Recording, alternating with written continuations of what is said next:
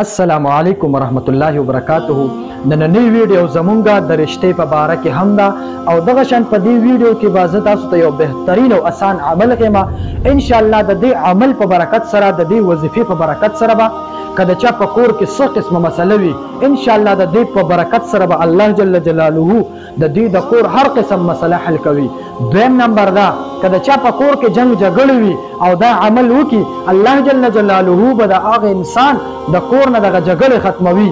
دغه شان که د چا د رشتې مسله وي، زیاتې خویندې میندې په کورونو کې داسې ناستې وي چې د هغوی ډېر وخت شوی وي خو په هغوی پسې رشتې نه راځي. دا ویډیو ځکه جوړوم ډېر زیات د دې په باره کې مونږ ته هم کالونه کېږي چې یاره قاري صاحب مونږ ته د رشتې په باره کې هم څه وظیفه وښایه. مونږ په کورونو کې تنګې شو، مونږ د کورونو نه داسې زمونږ دا زړونه داسې شوي دي، مونږ د خودکشو ته هم تیار شوي یو. نو عرض مې کو چې د خودکشۍ نه بالکل ځان وساتئ. په دې ویډیو کې زه تاسو ته یو بهترین او یو مجرب او داسې بهترین ازموده عمل دی چې دا څوک هم وکړي الله جل جلاله د دغه انسان هر قسم کار چې وي هغه الله پوره کوي. نو ویډیو راسره پوره ګورئ. د هغې نه مخکې دا خبره کول غواړم، یو خو د خپلو منځونو پابندي کوئ.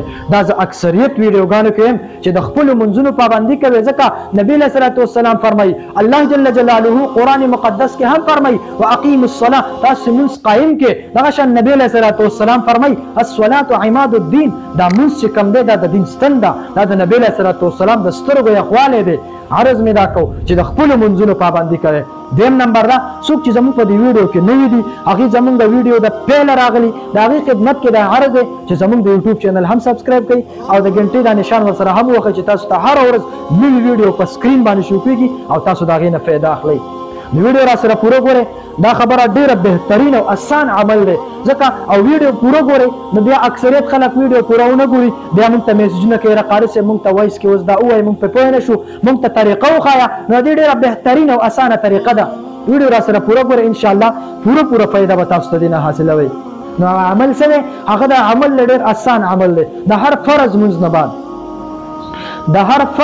نه بعد به 21 مرتبه قل هو الله احد الله الصمد لم يلد ولم يولد ولم يكن له كفوا احد الله اکبر. د دې ځای پورې دا د سورة اخلاص دا به 21 مرتبه د هر فرض منځ نه بعد وي او دا عمل ان شاء الله په 3 ورځو کې دنه به الله جل جلاله ستاسو هر قسم مسله چې وي، که هغه په کور کې جنگ جګړې وي، که مشکلات وي، د کاروبار مسله وي، یا د چا کور نه وي خپل، د هغې دپاره هم دا ډېره بهترین او مجرب عمل دی.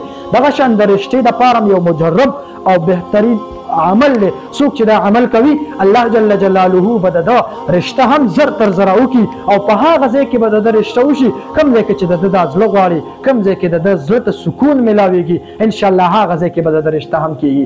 دغه شان د کور چې څومره مسلې وي، دغه شان د قرضونو څه وي، خو څه او طریقې څه ده؟ طریقې دا اکثر دې باره کې هم خلک تپوس کوي د دې طریقه څه ده؟ د دې طریقه دا ده چې کله فرض منځو کې د هغې نه بعد به 21 مرتبه سورة اخلاص ووایې، قل هو الله احد تر الله اکبر پورې. دغه ځای پورې چې تا دا سورة اخلاص 21 بار ووایې، د هغې نه بعد به بیا الله جل جلاله ته هغه خپله مسله هغه به ور وړاندې کړي، یا الله پاکه زما دا مسله ده دا حل کړي. انشاءالله د الله په حکم سره دا مسله به الله جل جلاله د دې وظیفې په برکت سره، د دې قرآن مجید د دې وړوکي صورت په برکت سره به الله جل جلاله ستا هر قسم مسله حل کوي. دا ویډیو چې د هر چا غوښوي هغې خدمت کې هم دا عرض دی چې نورو ملګرو سره هم شیر کوي. والسلام، ډېره مهرباني، الله مراته